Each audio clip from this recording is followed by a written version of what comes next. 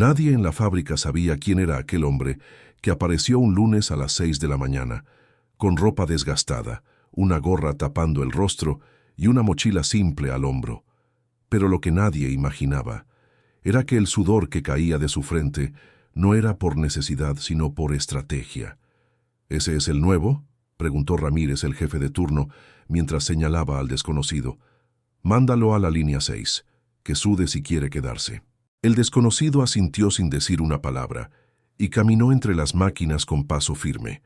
Su nombre en la ficha era Andrés Fuentes, pero su verdadero nombre era Salvador Esteban, dueño y presidente de todo el conglomerado Estebantec, una red de fábricas que facturaba millones al año.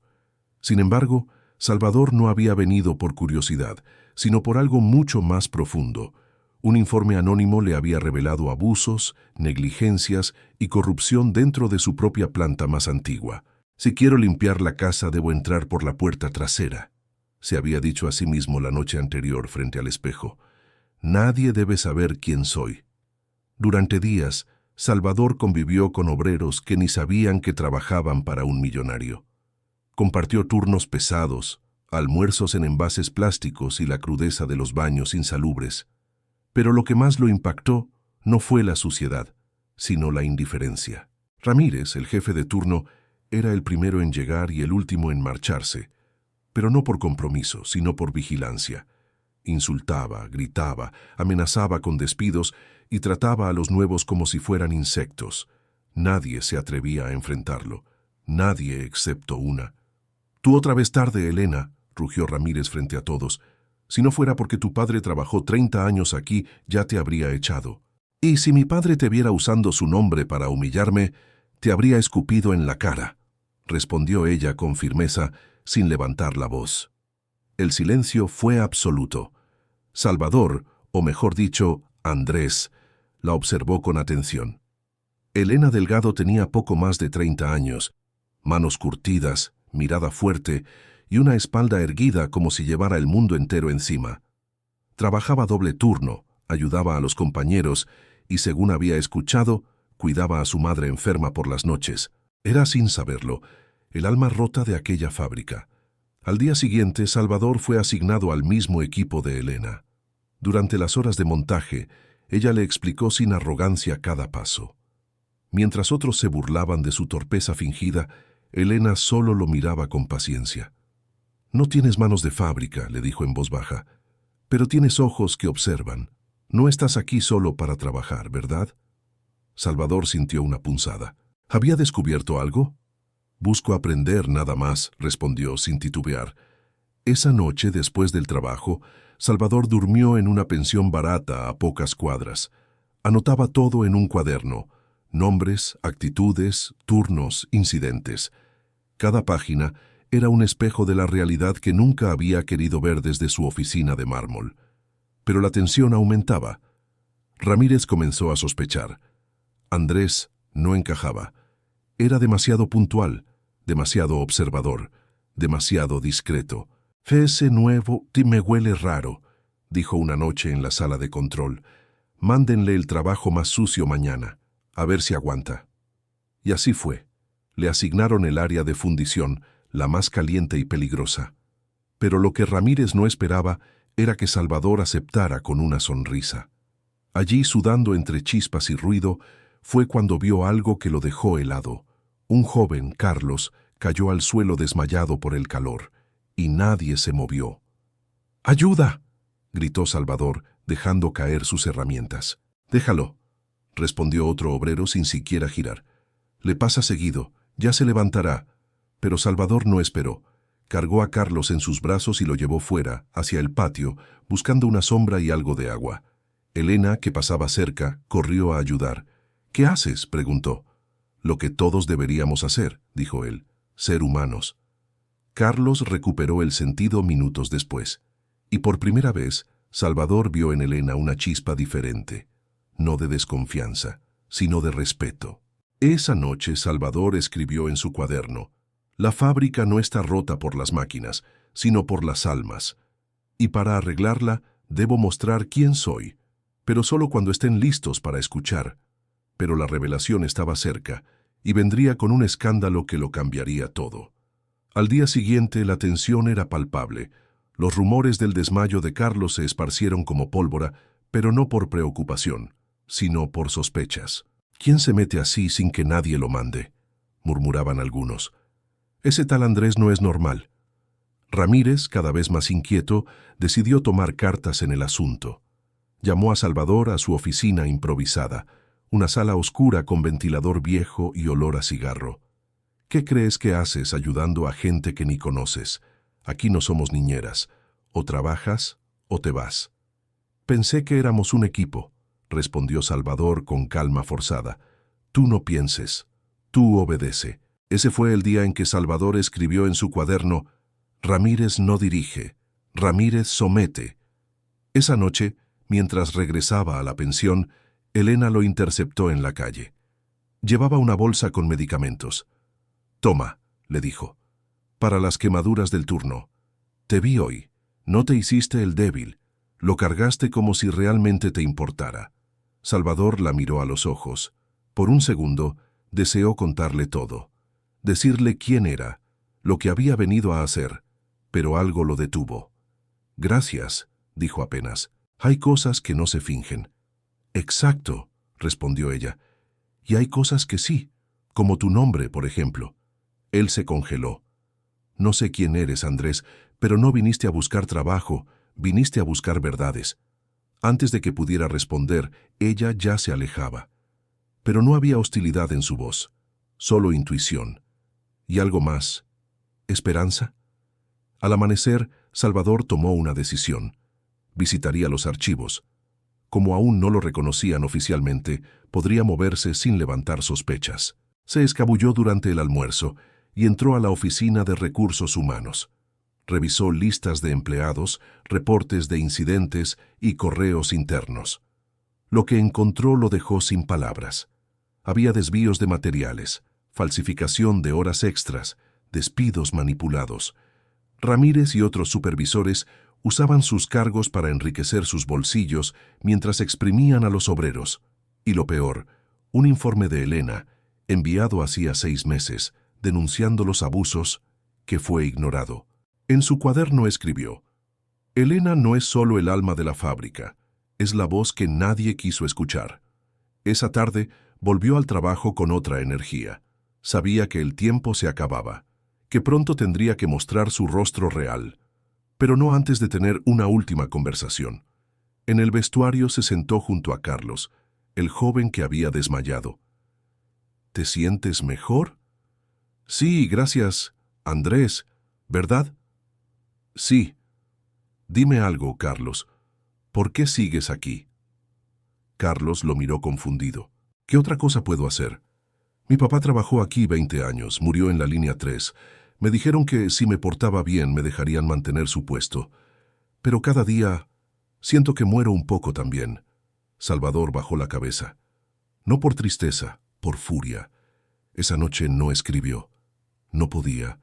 Solo miró al techo de la pensión, sintiendo que algo en su interior se quebraba. No era culpa de la pobreza, ni del trabajo duro. Era el abuso, la impunidad, el silencio institucional. Al día siguiente llegó más temprano que nunca, pero no como Andrés. Esa mañana entró a la fábrica con traje, corbata y escolta. Los trabajadores lo miraban sin entender. Ramírez salió de su oficina, pálido. ¿Quién? Soy Salvador Esteban, dijo en voz firme en el centro del patio. Y esta es mi fábrica. Un silencio sepulcral lo envolvió. Durante los últimos días, trabajé entre ustedes, comí con ustedes, sudé con ustedes, y vi cosas que desde mi oficina jamás habría imaginado. Elena, desde la línea 6, dejó caer su herramienta. Carlos cubrió la boca con ambas manos.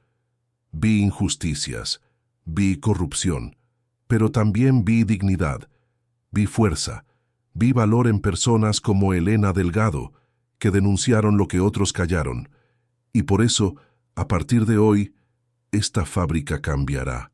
Ramírez intentó acercarse. Señor Esteban, esto debe ser un error. Podemos hablar en privado. No hay error, interrumpió Salvador. Usted está despedido, desde este momento. y será investigado junto con todos los supervisores implicados. Un murmullo de sorpresa y alivio recorrió la nave. Nadie se atrevía a aplaudir aún, pero los ojos hablaban por ellos. Salvador sacó su cuaderno. Aquí están los nombres, las pruebas, los hechos y también los reconocimientos. Se volvió hacia Elena. Tú me viste, tú me entendiste, tú alzaste la voz cuando nadie lo hacía. A partir de hoy, serás supervisora general, con salario justo y autoridad real. Y sí, tienes derecho a negarte. Pero si aceptas, no estarás sola. Elena temblaba. Sus labios no lograban formar palabras. ¿Por qué hiciste esto?, preguntó al fin. Podrías haber mandado una auditoría, un correo. ¿Por qué mancharte las manos? Porque las manos limpias no sirven si el corazón está sucio, respondió Salvador. Y yo necesitaba mirar la verdad a los ojos. Y en ese momento supieron todos que no solo la fábrica había cambiado, también él. La noticia se esparció como fuego en seco. El CEO había estado trabajando como un obrero más. Los medios comenzaron a rondar la entrada de la fábrica. Algunos empleados, aún incrédulos, no sabían si debían sentirse traicionados o protegidos. Pero Elena, con los ojos firmes y la respiración agitada, solo tenía una palabra en la mente: justicia. Durante los días siguientes, Salvador no volvió a la oficina. Instaló un pequeño escritorio al fondo del galpón, cerca de los mismos que había conocido como Andrés. Supervisaba los turnos, hablaba con los obreros y, sobre todo, escuchaba. ¿Esto es permanente?, preguntó Carlos, aún con la voz temblorosa. Depende de ustedes, respondió Salvador. Yo puedo remover a los corruptos, pero el respeto, la unidad, eso no se impone. Se construye. Ramírez y otros 3 supervisores fueron notificados formalmente de su despido y la policía inició investigaciones. Algunos empleados que colaboraban en el encubrimiento fueron realocados. Otros optaron por irse por voluntad propia. El ambiente cambió, pero no sin tensión. Una tarde, Salvador se acercó a Elena mientras ella revisaba la nueva distribución de equipos. ¿Estás segura de aceptar el cargo? Sé que no es lo que soñabas. Nunca soñé con cargos, respondió ella. Soñé con no tener miedo. Si esto me da voz, la usaré. Salvador asintió. Ella no buscaba poder, buscaba dignidad. Esa misma noche, convocó a una asamblea general en el patio de la fábrica. Por primera vez en años, todos los trabajadores se reunieron sin gritos ni amenazas, solo silencio expectante. Durante décadas, esta planta funcionó como una máquina perfecta, comenzó Salvador. Pero olvidamos que las máquinas se apagan. Lo que mantiene viva una empresa es la gente. Hizo una pausa, mirando los rostros que ahora lo observaban no como a un patrón distante, sino como a un hombre que había pisado el mismo barro. Hoy anuncio un nuevo programa, Voz Obrera. Un canal directo, sin intermediarios, donde cualquier empleado puede denunciar abusos, sugerir mejoras o simplemente ser escuchado. Además, los salarios base serán reajustados y el comedor será renovado con recursos propios. Un murmullo de aprobación se elevó entre los presentes. Nadie aplaudía aún, no por frialdad, sino por respeto. Salvador no buscaba ser ovacionado, buscaba reparar. Pero no todos estaban satisfechos. Una semana después, un grupo de antiguos supervisores descontentos irrumpió en las instalaciones, intentando sembrar miedo. Pintaron mensajes en las paredes, rompieron vidrios y amenazaron a algunos empleados. Esa madrugada, Elena recibió una llamada. Su madre había sido hostigada por extraños cerca de su casa. Furiosa, fue a la fábrica sin avisar. Encontró a Salvador aún despierto, leyendo reportes. «Esto no puede quedar así», exclamó con lágrimas de impotencia. «No basta con cambiar las reglas si la basura sigue rondando afuera». Salvador se levantó, cruzó el escritorio y la miró a los ojos. «Ya está en manos de la policía, pero te prometo algo. Nadie te tocará, nadie tocará a los tuyos». Y al día siguiente instaló seguridad reforzada en las zonas sensibles y asignó protección temporal a las familias de los trabajadores amenazados. No como millonario, como hombre de palabra. Elena, aunque renuente, aceptó, pero algo dentro de ella comenzaba a cambiar. Ya no era solo la voz valiente de la línea 6, era un símbolo, y eso pesaba. Pasaron 3 semanas. La producción aumentó. El ausentismo bajó. Los rostros estaban más erguidos. El comedor sonaba con risas donde antes había solo cuchillos y platos. Salvador, sin embargo, se alejaba poco a poco. Una tarde, mientras Elena inspeccionaba los nuevos uniformes, lo encontró en el portón trasero, observando el horizonte. ¿Te vas? No pertenezco aquí, Elena. Este lugar necesita líderes reales, cotidianos, como tú. Tú cambiaste todo, dijo ella, casi en un susurro. Yo solo encendí una chispa. Ustedes son la llama. Se quedaron en silencio por unos segundos. ¿Y Andrés? Preguntó ella, con una sonrisa nostálgica. ¿Lo despediste también? No, respondió Salvador, mirando al cielo. Andrés está aquí. Cada vez que alguien hace lo correcto cuando nadie mira. Y con eso se despidieron. Sin promesas, solo con gratitud. Pero lo que nadie sabía era que Salvador había dejado una carta sellada en el nuevo buzón de Voz Obrera. Una carta que cambiaría el destino de la planta y de Elena. El buzón de Voz Obrera había sido colocado junto al comedor bajo una placa de acero inoxidable que decía «Tu verdad importa». Cada semana Elena lo revisaba personalmente, leía las cartas, clasificaba las sugerencias y las compartía con el equipo. Pero aquella mañana, al abrir el buzón, encontró un sobre sin remitente, blanco, simple, cerrado con cera roja. Lo reconoció de inmediato. Era la letra de Salvador. Subió a su nueva oficina, una sala austera con paredes limpias y un escritorio de madera reciclada. Se sentó y con manos temblorosas rompió el sello. La carta decía: «Querida Elena, si estás leyendo esto es porque ya no camino entre ustedes, pero no porque me haya ido.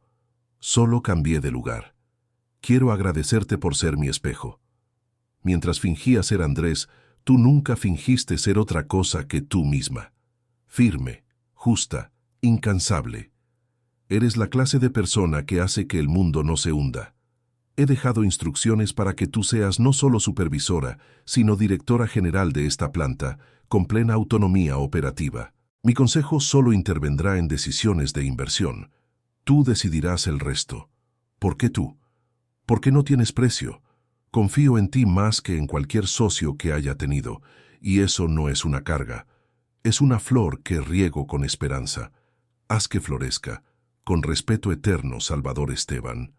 Elena dejó caer la carta sobre el escritorio. El silencio la envolvió, pero no como una carga, sino como una promesa. Respiró hondo, cerró los ojos y entendió lo que debía hacer. Ese día, reunió a todos los empleados en el patio. Se subió a una tarima improvisada y sostuvo la carta en alto. «Esta carta no es mía», dijo con voz fuerte. «Es de todos ustedes.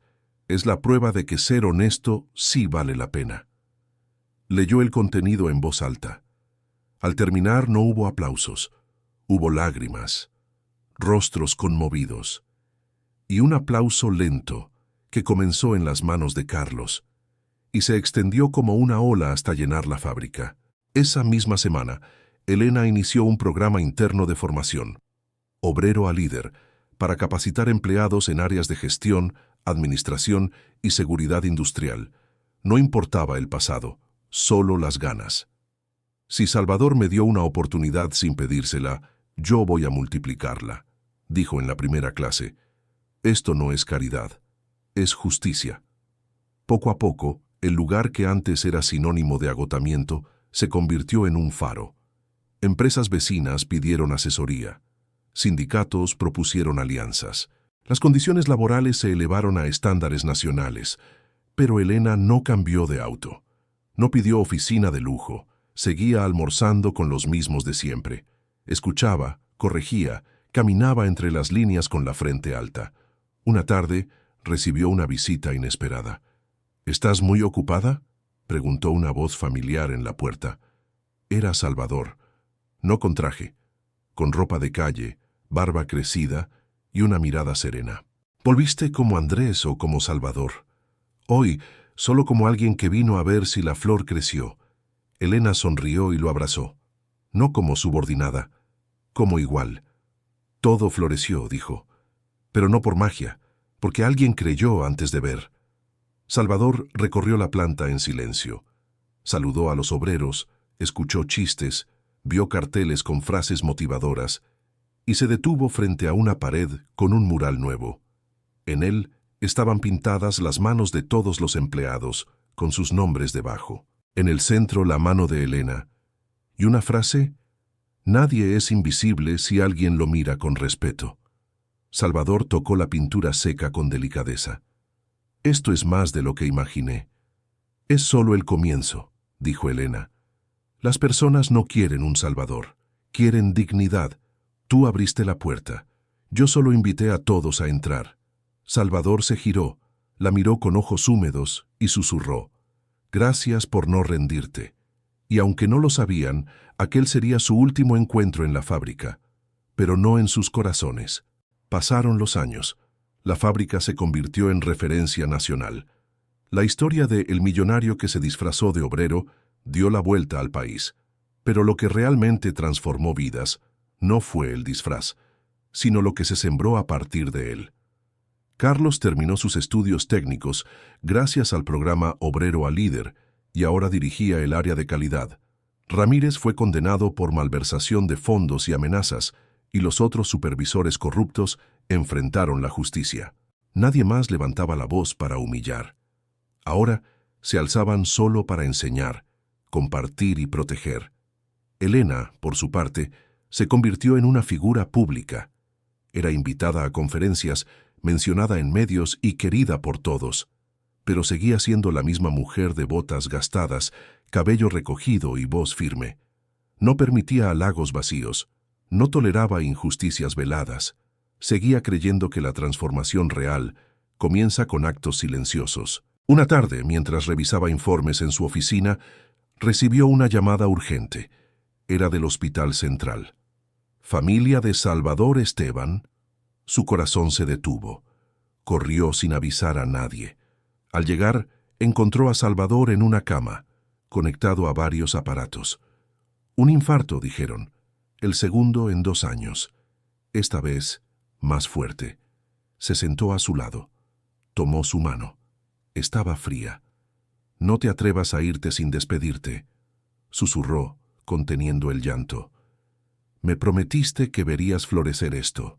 Los médicos le informaron que Salvador había dejado instrucciones específicas. Si algo ocurría, Elena debía recibir una caja guardada en su casa con una llave especial. 2 días después, Salvador falleció. No hubo velorio ostentoso. No hubo discursos de políticos ni magnates. Solo una ceremonia íntima en un jardín, con los empleados de la fábrica formando un círculo en silencio. Cada uno dejó una flor blanca sobre su tumba. Elena no lloró ese día. Mantuvo el rostro sereno. Pero cuando llegó a su casa con la caja entre las manos, algo se quebró dentro de ella. La caja contenía un cuaderno. Aquel mismo cuaderno en el que Salvador, como Andrés, había escrito cada noche. En la primera página, una dedicatoria. Para quien convirtió mi vergüenza en coraje y mi riqueza en propósito. Pasó horas leyendo, página por página, desde el primer día en que él había entrado como obrero, hasta la última línea que escribió semanas antes de morir.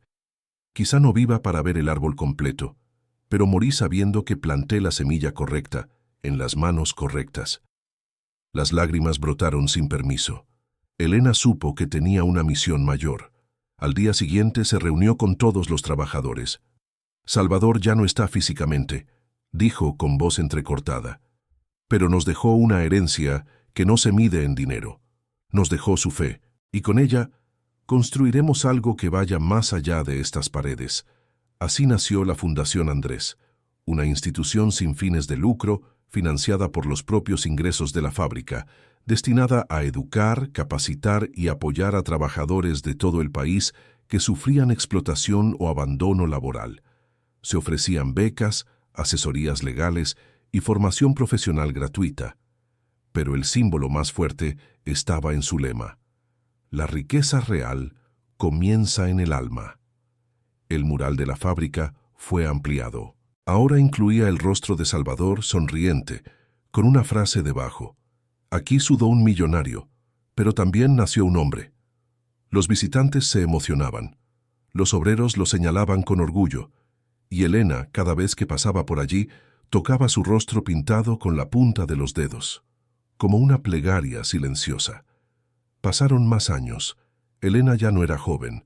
Sus cabellos se volvieron grises, pero su espíritu seguía ardiendo. Un día, durante una entrevista para un documental, un periodista le preguntó: ¿volvería a vivir todo aquello? ¿El dolor, el miedo, las amenazas? Ella sonrió. Cada lágrima valió por 1000 sonrisas que vinieron después. Si un solo obrero en este país hoy se atreve a alzar la voz sin miedo, entonces sí, lo viviría todo de nuevo. El documental se volvió viral.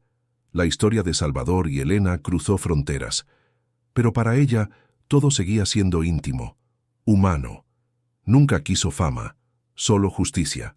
Una mañana de invierno, al llegar temprano a la fábrica, notó algo en la entrada. Era una caja de madera, la misma que Salvador había usado para guardar herramientas en sus días como Andrés. Dentro había un casco viejo, una fotografía de ambos sonriendo y un papel con una sola frase escrita a mano: nunca dejemos de ser obreros, ni aunque dirijamos el mundo. Elena rió en silencio, cerró la caja y, con el mismo amor con que había comenzado todo, colgó el casco en la entrada principal, para que nadie olvidara, para que siempre recordaran que el verdadero poder no está en mandar, sino en entender. Y así terminó la historia del millonario que se disfrazó de obrero. Pero comenzó algo mucho mayor, una nueva forma de liderar, desde abajo, con los pies en el barro y el corazón en alto.